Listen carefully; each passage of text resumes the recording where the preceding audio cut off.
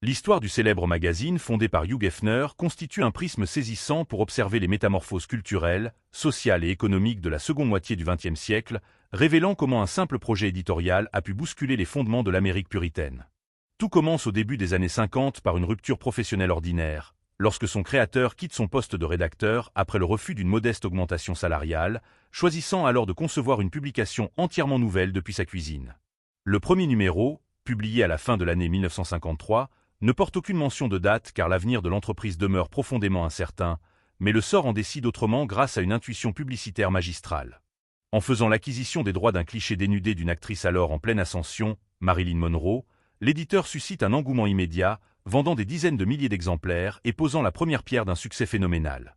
Cependant, l'ambition profonde de cette publication dépasse de loin la simple monétisation du charme et de la nudité, s'attachant plutôt à définir et à diffuser un art de vivre complet destiné à l'homme urbain, moderne, instruit et esthète. Le projet s'appuie sur une doctrine philosophique qui prône la libération des mœurs, le raffinement intellectuel, le goût pour l'architecture contemporaine, la haute fidélité, la gastronomie ainsi que la littérature de premier ordre. Pour asseoir cette respectabilité culturelle, les pages accueillent les plus grandes plumes de l'époque, de la science-fiction au réalisme magique, tout en développant un genre journalistique mémorable fait de très longs entretiens sans concession. Des dirigeants politiques majeurs, des militants acharnés des droits civiques et des musiciens de génie acceptent de se livrer dans ces colonnes, acceptant ce paradoxe singulier de voir leurs réflexions profondes côtoyer une imagerie légère. Cette dualité s'incarne parfaitement dans la figure de son fondateur, qui choisit d'abandonner le costume traditionnel des hommes d'affaires pour revêtir exclusivement des pyjamas de soie et des robes de chambre en satin, devenant ainsi la première incarnation publicitaire de son empire. Sa demeure monumentale se transforme en un théâtre permanent où se croisent les célébrités du cinéma, de la musique et de la politique lors de réceptions fastueuses restées gravées dans les mémoires collectives.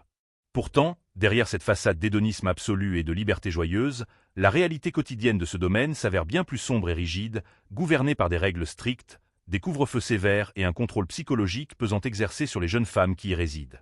L'analyse historique révèle ainsi un contraste saisissant entre le progressisme affiché par l'entreprise, qui finance la recherche sur la contraception ou défend la liberté d'expression, et la réalité d'un système profondément patriarcal. Les mouvements pour l'émancipation des femmes ne s'y trompent pas et engagent rapidement une critique féroce de cette institution, dénonçant l'objectification systématique du corps féminin et l'aliénation dissimulée derrière le mirage de la modernité. L'apogée commerciale des années 70, marquée par des tirages se comptant par millions, est bientôt talonnée par l'émergence d'une concurrence beaucoup plus agressive et explicite, ce qui pousse la publication à durcir son contenu visuel au détriment de son élégance originelle. L'avènement ultérieur des technologies numériques et la prolifération des contenus gratuits sur le réseau mondial portent un coup fatal au modèle économique de la presse imprimée, entraînant une chute inexorable des ventes. Malgré des tentatives de réinvention graphique et éditoriale, le déclin s'avère irréversible, culminant avec la disparition du patriarche puis l'arrêt définitif de la parution régulière sur papier.